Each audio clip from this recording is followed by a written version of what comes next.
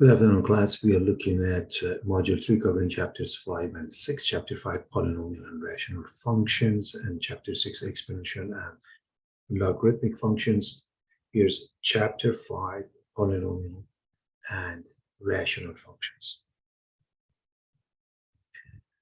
The first question, the price-demand function of a company that manufactures vats, a large tank or tub, is P of x equals minus 5x plus 600. We want to find the revenue function.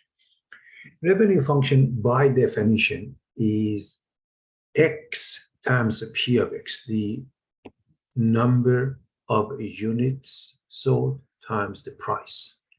So simply put, we're going to multiply this by x. We get minus 5x squared plus 600x. The company's fixed monthly cost is $1,563, and each unit costs $10.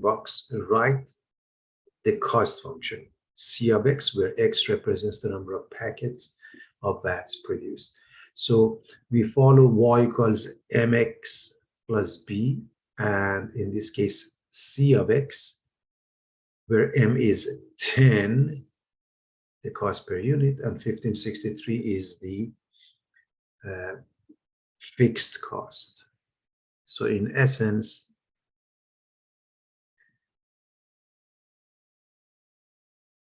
it's a linear function mx plus b, where y is changed to c. To find the profit function, we know by definition is the revenue minus cost. So we have the revenue here, we have the costs here. There are differences of interest to us. Of course, this becomes minus 10x. When we distribute the negative sign, minus 1563, we can combine these two. So minus 5x squared plus 590x minus 1563 would be the final answer. How many vats must be produced and sold in order to maximize profit? Well, if you look at the profit function, this is a quadratic function with a being negative 5. If we were to graph it, it would open down. So it opens down. Therefore, the maximum occurs at its vertex. X is minus b over 2a, the x coordinate of the vertex. So minus, here's b, over 2 times, here's a, and it becomes 59. What would be the maximum profit? All we have to do is to use the profit function and replace the x with 59. So minus 5 times 59 squared plus 590 times 59 minus 1563. Use the calculator, and the answer is $15,842. What about the price? What price should we charge in order to maximize profit? We decided that x is 59, and we know here's the price function. So we replace the x with 59. We end up with $305.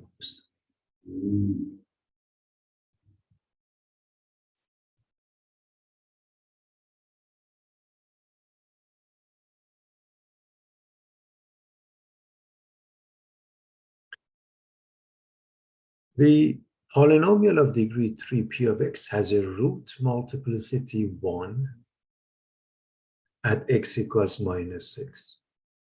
That means right here, x equals minus 6 means x plus 6 is a factor.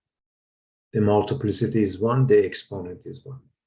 Then we have a root multiplicity 2 at x equals 4. This means x minus 4 to the power of 2. So if we were to write this right away, so this means x plus 6. And I'm going to put to the power of 1 because of this.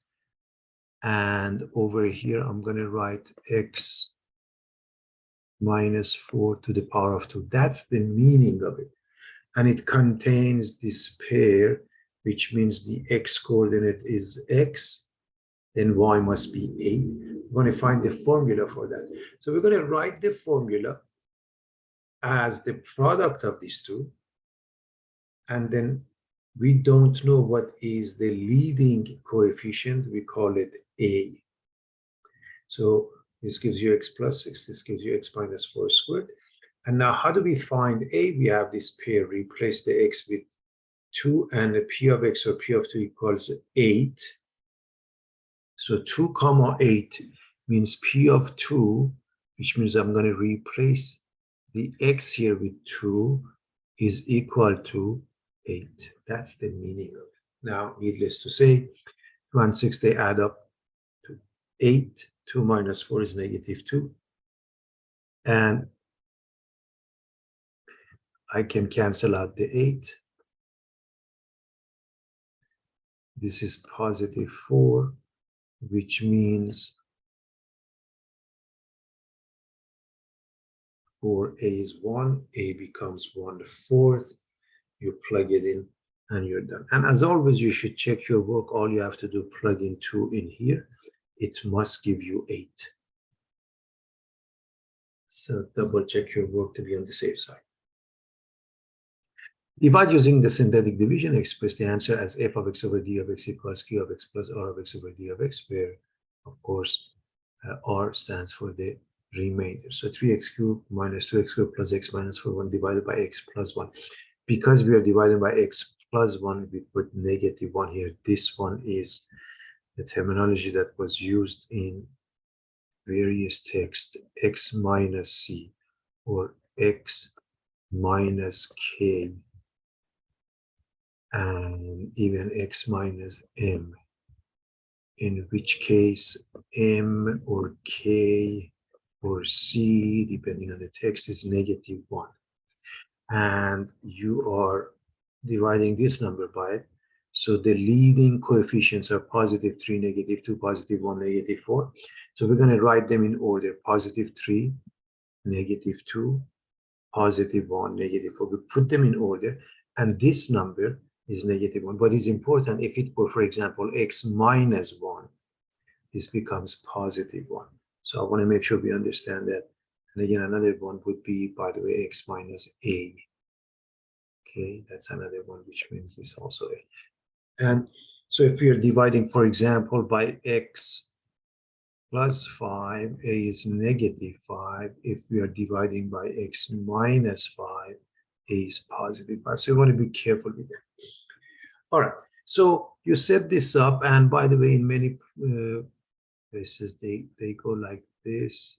They have a line here. Okay, so they bring the 3 down just the way it is, and then multiply this by this number. That gives us negative 3. They add these 2, becomes negative. We multiply it by negative 1, gives us positive 5. Add them up, we get positive 6. Multiply by negative 1,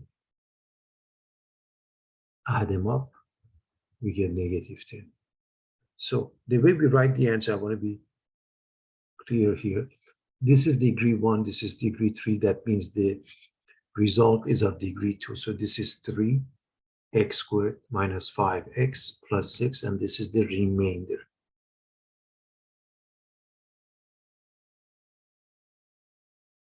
And we write it in this fashion.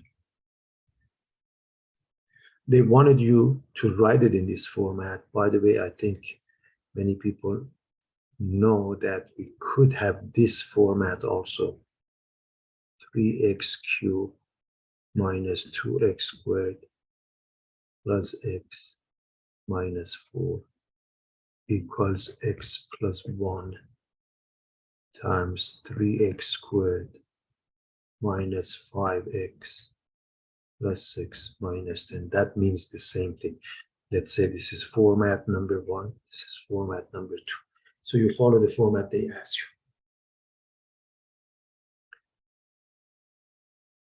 you. List all possible rational zeros. So I'm going to remind you of a rational zero. By definition, when f of x is given as a sub n, x sub n all the way to a sub 0, by the way, this is the degree, and a sub n, that means the coefficient. This is the leading term.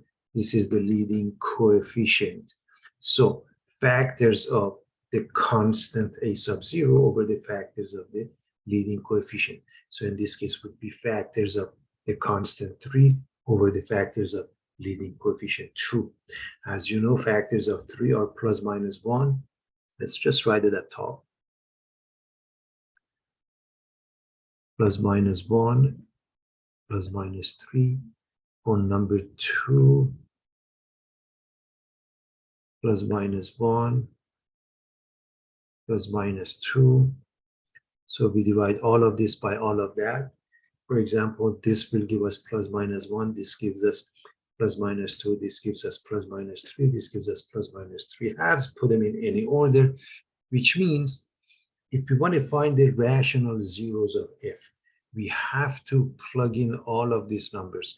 Positive 1 half, negative 1 half, positive 1, negative 1. And the remainder theorems works out here. Any of them that results in 0, that means that is a factor. For example, if 1 works, that means x minus 1 is a factor. Okay, so you can try all of them. For example, if you plug in 3, we notice, and you can try it on your own, we get 0. That means 3 is a rational 0 of f. Now, how do you find the rest of them?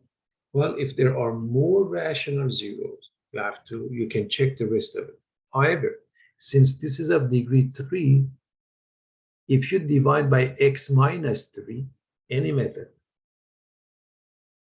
you can use the synthetic division or the long division. I'm going to assume everybody can do that. To find that, we do this division. The answer is this, again, by any method that you found it. Then we don't really have to go through that process. This is of degree 2. This is a quadratic function. You can do it by any method. And of course, the quadratic formula always works if it can't be factored out. And I want to remind you of the quadratic formula. So we have ax squared plus bx plus equal to 0.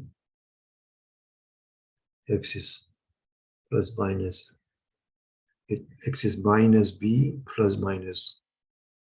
So minus b plus minus the square root of b squared minus 4ac over 2a. And here's a, here's b, here's c.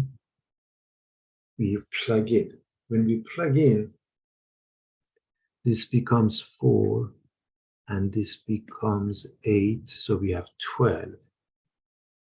Okay, so we are going to continue with the thoughts. 2 plus minus square root of 12, and 12 is, well, let's just write it as 4 times 3. So it's 2 square root of 3, and this, we can factor the 2 out. Then we drop the 2, becomes the answer, and we can write it in this fashion. Please understand, if you have 1 plus square root of 3, you put a negative in front of it. If you have 1 minus square root of 3, you put a negative in front of it. And that's how you write that. Of course, we can always multiply them through to check it. Okay, we can always do that. And if you were to multiply through, the best course of action would be to write this as x minus 1 in a parentheses and then minus square root of 3. If you were to do that, you would write this as x minus 1. plus square root of 3, then x minus 1 minus square root of 3, and we use a minus b times a plus b quantity squared multiplied, and then we multiply by x minus 3. The result must be the original function. I'm going to consider this function f of x equals x to the power of 4 plus 2x squared plus 22x squared plus 50x minus 7. And we want to find f of 1. When we plug in 1, this becomes 1 plus 2 plus 22 plus 50 minus 75, which is 0. It's easy to figure out. F of minus 3, plug in minus 3 and work it out. That becomes 0 also, which means this proves that x minus 1 is a solution, is a factor, and this proves that x plus 3 is a factor. So the zeros are 1 and negative 3, and there are more zeros. Now, it continues if 5i is a 0 of the function, find the remaining zeros of it. But what I want to remind you, what if we were to do this from the scratch? We would look at the factors of minus 75 over the factors of 1, which means basically factors of minus 75 because the bottom is just plus minus. So the process would be a little bit long, but you have to look at 1 and negative 1, 3 and negative 3, continue. And by the way, the moment you work on those two and they work, you're ready to go to the next one. Even if you were to continue with the division, this and this one, the product x plus 1 and x minus 1 and x plus 3, you can divide the original function by it, becomes a degree 2, and you can have it. But they are telling us 5i is a 0. As you recall, by the way, if you want to use the technology, you can graph second calc 0 or try 1 by 1. Okay, minus 3. The conjugate zero theorem says if p of x is a polynomial with real coefficients, and if r is a plus bi is 0 of p of x, then the conjugate or complex conjugate a minus bi is also 0, because 5i is a 0, so is negative 5i.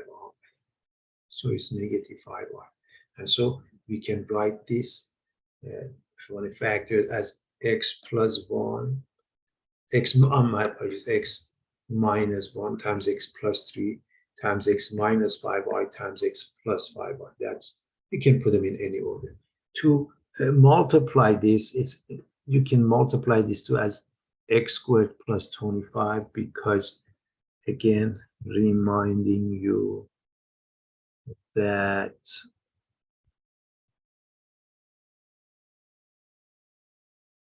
when we did a minus bi, a plus bi, the answer was a squared plus b squared, because it's a squared minus b squared, I squared. So it makes it a squared plus b squared. All right, we want to find the domain. And to find the domain for any rational function, you set the denominator equal to 0 and you exclude that. That's the methodology. So let's do that. The denominator is x squared minus 2x minus 8. Let's set it equal to 0.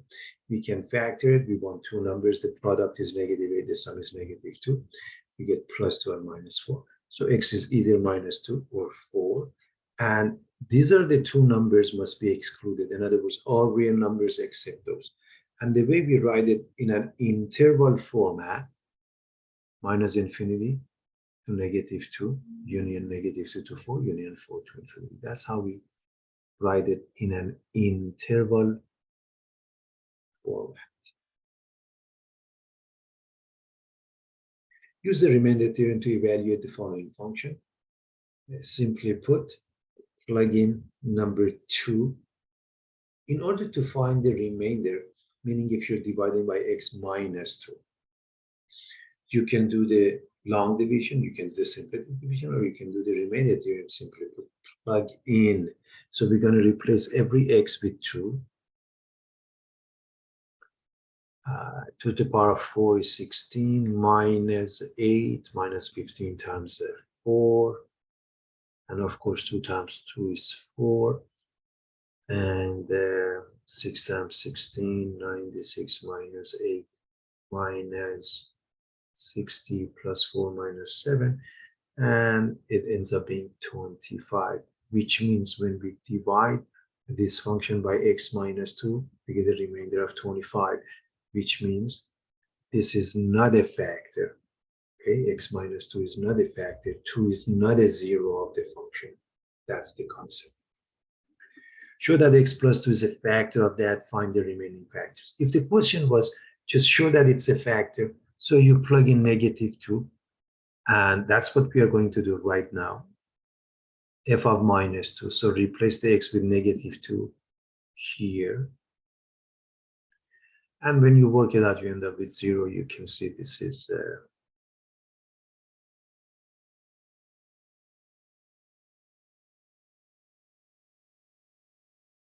minus 8.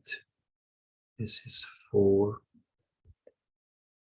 minus 24 plus 2 plus 30. This ends up being 0. However, since we have to find the zeros, then we can do the synthetic division. So the synthetic division, remember, this we are going to use minus 2. This we put them in order with 1, negative 6, negative 1, and 30. By the way, when we use synthetic division, if any of them is missing, let's say this one is 0, missing, you put a 0 as a placeholder. And so take a look. 1 you drop. You drop this, just the way it is. You multiply this by negative 2. You add this up. You multiply by negative 2. You add this 2. You multiply by negative 2. You add this 2. And now this is of degree 3. This is of degree 2. So 1 x squared, or simply x squared, minus 8x plus 15. So the original function is the product of x plus 2 and x squared minus 8x plus 15. This can be factored out because we want two numbers. The product is 15, then sum is negative 8. And so x plus 2, x minus 3, x minus 5. Therefore, the zeros are negative 2, positive 3, and positive 5. So that's the answer.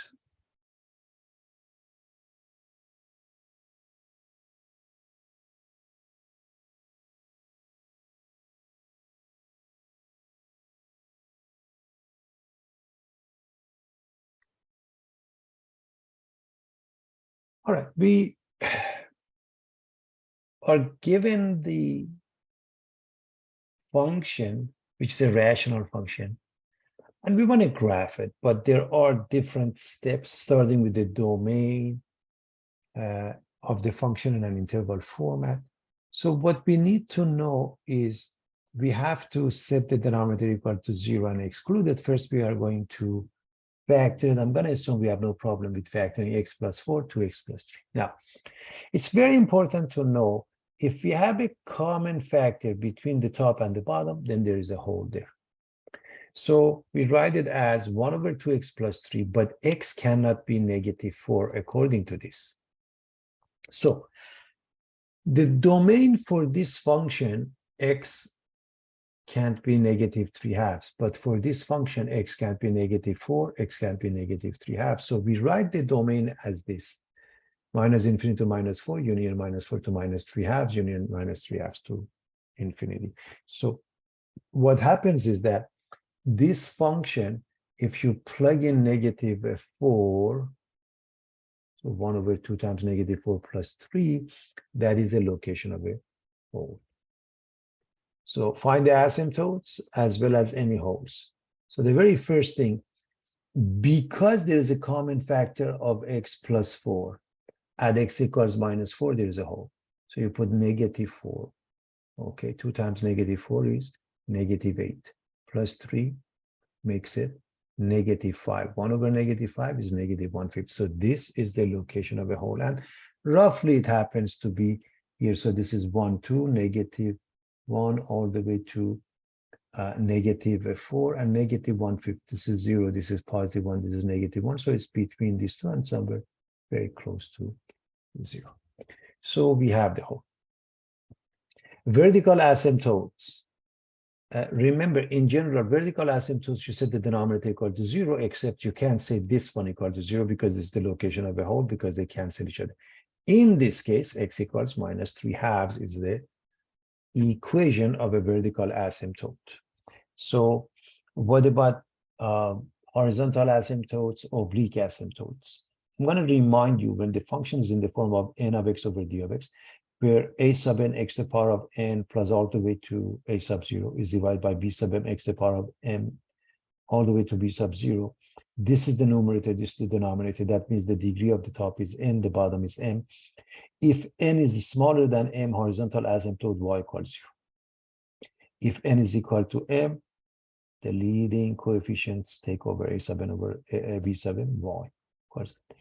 If the degree of the numerator is large, but only by only 1, that means n equals m plus 1. If you divide the top by the bottom, anyhow you know, most likely the long division, it creates a linear function and a remainder. This linear function y equals mx plus b is called the oblique asymptote or slant asymptote. And you can't have both horizontal asymptote as well as oblique asymptote. In this case, the degree of the numerator is 0, the degree of the denominator is 1. So y equals 0 is the horizontal asymptote, and we don't have a oblique asymptote. So we can draw the vertical line x equals negative 3/2, but it has to be dashed line. And we put a dashed line here where the x-axis is, because that's the equation, y equals 0. And as far as graph is concerned, so we can find the intercepts. That would be good if we have any. So there are two things we want to discuss, the x-intercept and the y-intercept. The x-intercept happens when y is 0. The y-intercept happens when x is 0. So first of all, when x is 0, we get 1 over 3. So that's the y-intercept, 0, 1/3. But when y or f of x is 0, f fraction is 0 when the top is 0. So if you set equal to 0, it can never be, because it's a number. It doesn't matter, it's 1 or any other number, 2 or 10,000, who cares? So there is no x-intercept. X-intercept none, because this fraction can never be 0. Why not? Because the top is a number. Y-intercept, replace the x with 0, you get 1/3. So let's put those points. Okay, so we have 0, 1/3, there's only 1, and it says locate at least 1 point on each side of near the vertical asymptote. If you want to graph any rational function, it's good to have points on both sides of your vertical asymptote. And to be honest with you, on the right side we have this point, so this would be the graph. Okay, but on the left side you can pick another point. For example, if we pick a point -2 to the left of that and -1 to the right of that, and we put it here, when we put -2 here, this becomes -1 and 3 is -1. So -2 results in -1. If we put -1, this becomes +1. So we have those two pairs. We can plug them in and we can graph them. So clearly this would be the answer, this would be the answer. And sketch the graph as follows. By the way, again, you can't have a piece here, because if you did, it wouldn't be a function. Okay.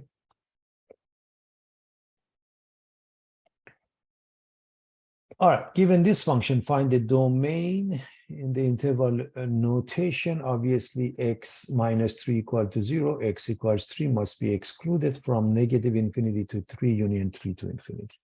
So set this equal to 0 and exclude that. This is how you exclude it.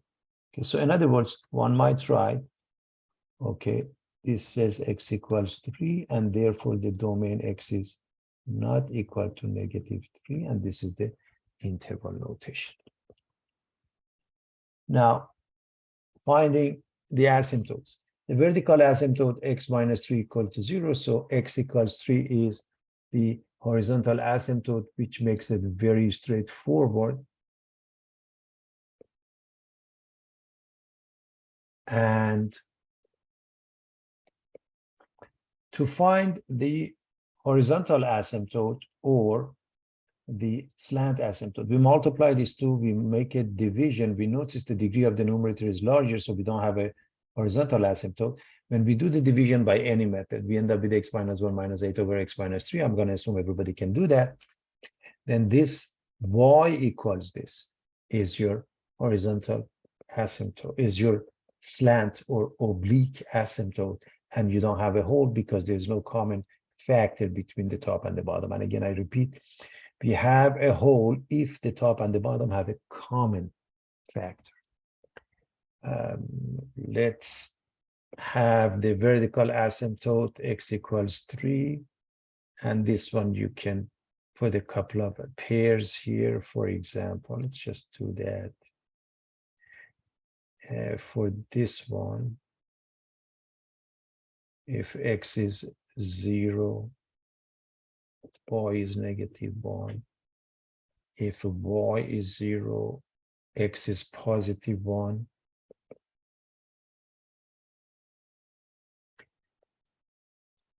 And so this is 10, so somewhere here, okay, we have 1, 0, somewhere here we have 0, -1, so you put them together, and that's your slant or oblique asymptote with the equation y equals x minus 1.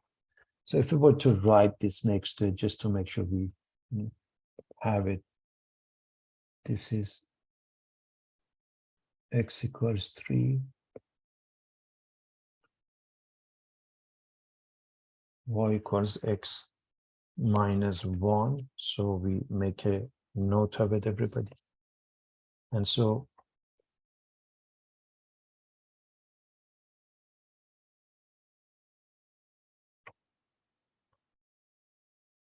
find the intercepts. Well, we go back to this function or this function, it makes no difference, or this function.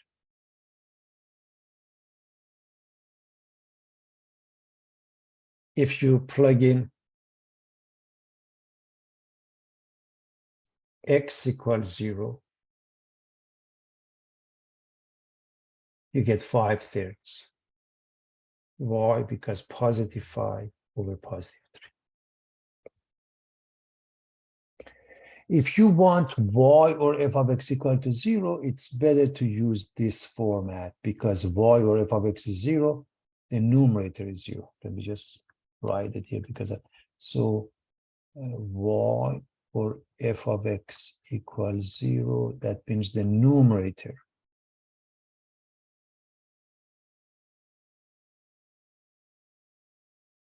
x plus 1 times x minus 5 is 0. This gives you -1.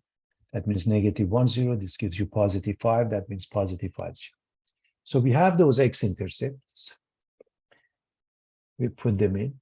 And we have the y-intercept, as I mentioned, 0, 5/3 is easier to go here because this becomes 0, this becomes 0, -5 over -3 is +5/3. We put that one. Now, there are really, when you have two lines, there are 1, 2, 3, 4 regions, and with any slant, we have only 2 regions that they will do the job. Because we have this pair here, we really don't need anything else. This is the graph here, and because we have those 2 pairs, this is the graph here, and we are done. If need be, you can always pick up a couple more pairs, but there's no need for that. It's very straightforward, everybody.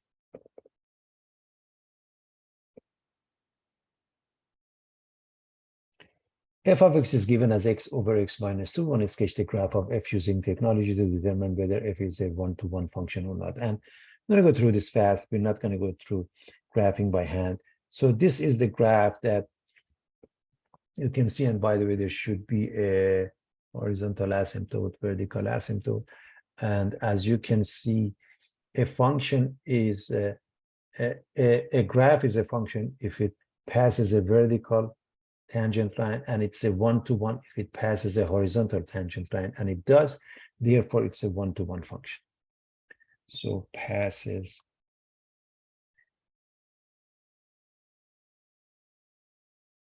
HLT. The assumption it has already passed the VLT. Okay. If it's one-to-one, find F inverse and sketch a graph of F inverse. Well, it is one-to-one, and we are going to change the B, the function f of x to y, so it makes it easier to work with. We are going to interchange x and y. And we are going to use the cross product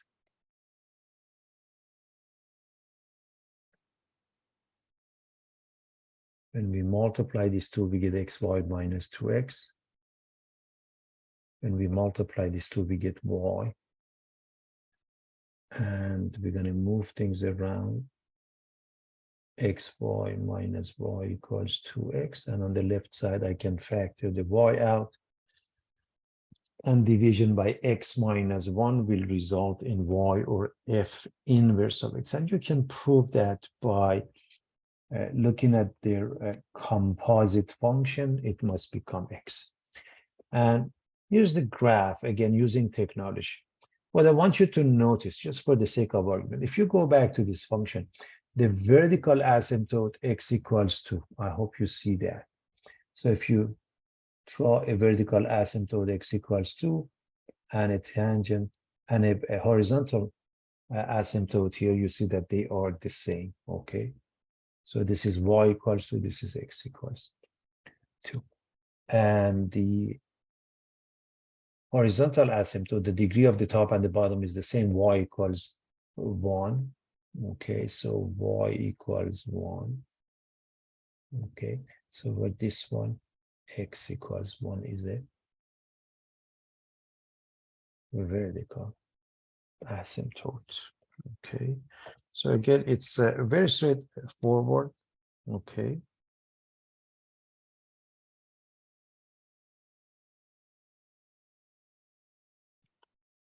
Domain of f. If we go back to the f function, domain is set the denominator equal to 0, x equals to, and excluded.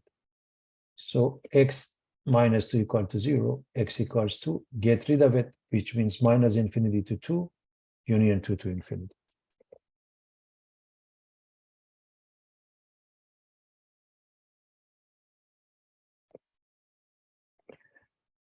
Now for the rest of them, I hope you see that because we have this one, domain of f is range of f inverse, the same answer for here. Now we want domain of f inverse and range of f. They both have the same answer. So it's easy to go to this function and say, well, if I want to find the domain here, what happens? X can't be 1, right? Because x minus 1 equals to 0, x can't be 1. So minus infinity union 1, minus infinity 1 union 1 to infinity. And you repeat the same thing for the range of f. This has got to do with the information about inverse functions. Domain of f is the range of f inverse. Domain of f inverse is the range of f. So pretty straightforward. All right, we want to solve this inequality. And to do that, you make sure the bottom is factored out. There's nothing you can do. The top is factored out, and you factor it into x plus 3 times x minus 6. And you set each factor equal to 0. They all become what's called critical points. If you set this equal to 0, gives you negative 3.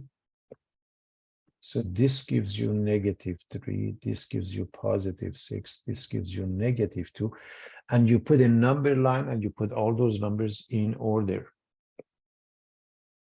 Then we use what's called, so this is, okay, test points. Sometimes we just use TPs for short. Now, again, this is a number line from negative infinity to positive infinity.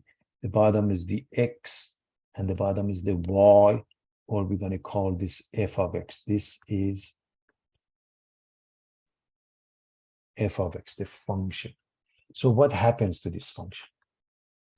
At x equals -3 is 0. At x equals positive is 0. What happens at x equals -2 is undefined.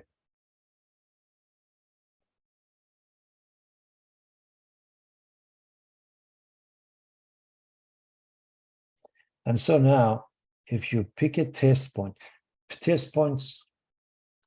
to the left of -3, we go with -4, in between -2.5, in between the best is 0, and beyond 6, let's say 7. Please understand, because we have 3 points, we have 4 subintervals. To the left of -3, between these two numbers, beyond 6, there are 4 subintervals. So to the left of -3, if you plug in -4, it may be easier to plug it here because you want to evaluate the sign. So negative makes this one negative, makes this one negative, makes this one negative. Negative times negative divided by negative is negative. So the first one becomes negative here. Now, you can do a test point here, plug in -2.5, makes this one positive, this one negative, this one negative, positive, negative, negative is positive. Or you may recognize, because the degree of this one is odd and odd and odd, here they will alternate. So the rest of them, this is negative, positive, negative, positive. Or you can try, for example, 0, and you see what happens. Now we go back to the question and we want this. We greater than or equal to 0. So we want the positive. So in between, from -3 to -2, union 6 to infinity. Now, is -3 included? Yes. Is 6 included? Yes. Is -2 included? No. Why not? Because this is -2.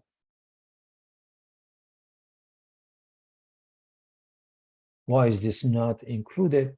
Because that belongs to the denominator. So here's how you write it in an interval format.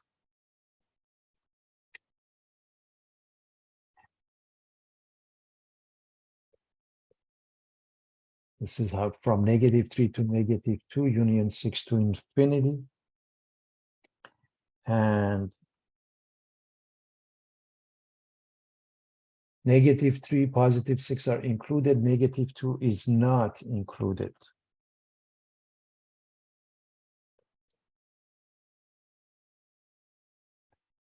All right, let's discuss the end behavior of a polynomial function. Is the behavior of the graph of f of x as x approaches positive infinity or negative infinity. The degree and leading coefficient of a polynomial function determine the end behavior of the graph. So the function is in this format, a sub n x to the power of n all the way to a sub 0. And this will look like y equals a sub n x to the power of n. This is the way it's going to look like ultimately. So what happens to this depends on n being odd or even, depends on a sub n being positive or negative. So for example, if the degree is even, that means n is even, and leading coefficient is positive, that means a sub n is positive, then it looks like y equals x squared, which means we belong to the first and second quadrant. And we can write in this fashion, f of x goes to positive infinity, x goes to negative infinity, and so on and so forth. If it's even, but a sub n is negative, looks like negative x squared. If it's odd, this is odd, but this is positive, looks like y equals x cubed. If it's odd, but this is negative, looks like y equals minus x cubed. This is the synopsis of graphing. I wanted to remind you. We also have behavior near an x-intercept. Now, behavior near an x-intercept, near a 0, depends on the multiplicity. Remember, the 0 is x minus c, and to the power of m. This is called the multiplicity. And if m is odd, f crosses the x-axis at this point c comma 0. If it's even, it can't cross, it bounces back. So for example, degree 1, okay, multiplicity 2, multiplicity 3, and the higher the multiplicity, the flatter the curve is at the 0. The sum of the multiplicities is the degree of the polynomial function. For example, you want to graph f of x equals x cubed minus 5x squared plus 5. So if we can put it in a factored format to find the zeros, it will be helpful. If we put these two together, we can factor out the x squared. So it becomes x squared times x minus 5. And these two, we can take out the negative sign. And now practically we are done because x minus 5 comes out times x squared minus 1. You know this is x plus 1, x minus 1 in any order. And so we have all the zeros that we want for now. So the x-intercept takes place as positive 5, 0, negative 1, 0, positive 1, 0. So those are the intercepts, and we plug it in. So negative 1, 0, 1, 0, 5, 0. So those are the intercepts. Now, the y-intercept, it's easier to go to this function because it's easier to see all of them. It's 0, 0, comma 5, right? 0, comma 5, we plug it in. And we already know the end behavior. It looks like x cubed. This is your leading term. So leading term is x cubed.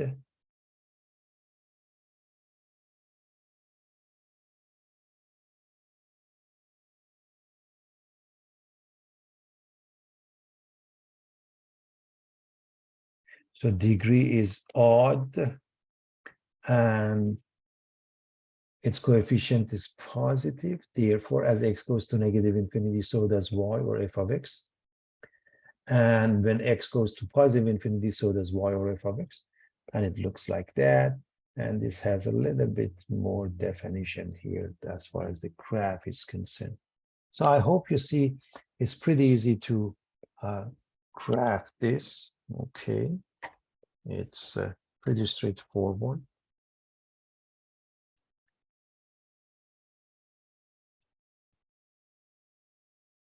All right, we're going to move on, everyone.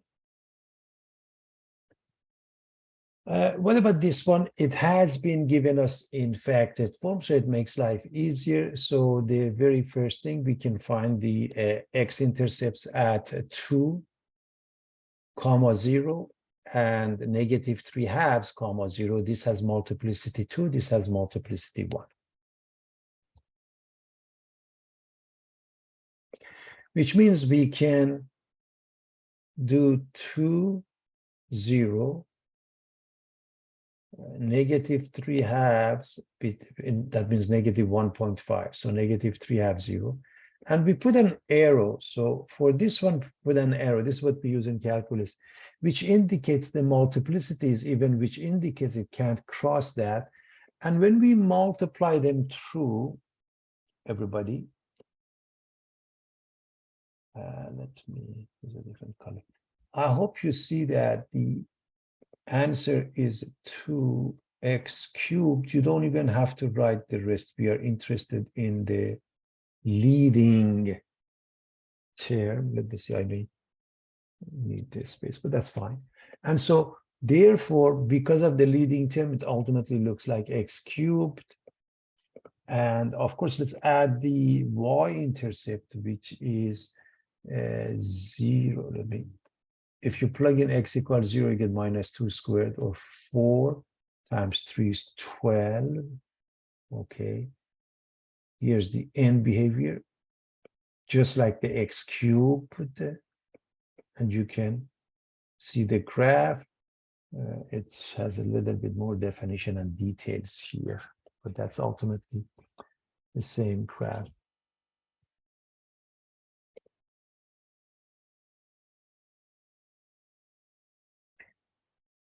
What is the least possible degree of this polynomial? Write an equation for the polynomial graph. The answer is 4. The reason is 1, 2, 3 terms. So how do we write that? Well, this is x.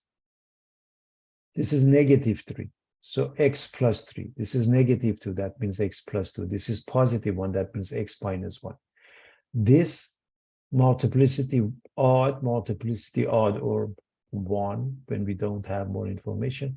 Definitely even, multiplicity 2, and we put an a in front of it. So please understand those are the intercepts, and this of degree 2, you should be very careful as to why this is the case. And so all we have to do, pick some pair in the graph that is easy to see. For example, this one, y-intercept is located at 0, 3. So why do we use that? Again, it's easy to locate, plug in to find the missing a. So replace the x with 0 and the y with 3. So this is 3 times 2 times 1, 6a.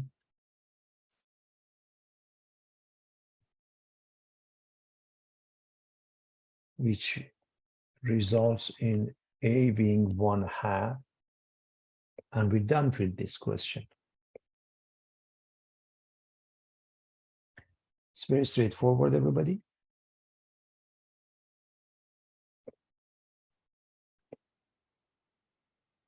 Let's look at the last question. We want to find the degree leading coefficient and the maximum number of real zeros of this polynomial. Also describe the end behavior for this function. First, let's put it in descending order. Obviously, 4x to the power of 7 comes first. Everybody knows what we mean by descending order. The highest power is the first one, and we go down. So this is the leading term. The leading term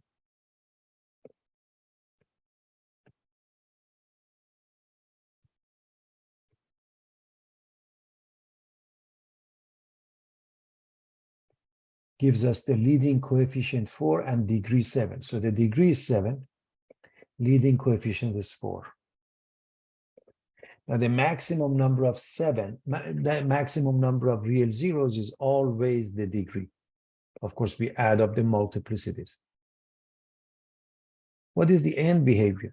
Well, the end behavior depends on this. This is odd and this is positive. So it acts like x cubed in essence. When x goes to -infinity, so does y or f of x. When x goes to infinity, so does y or f of x.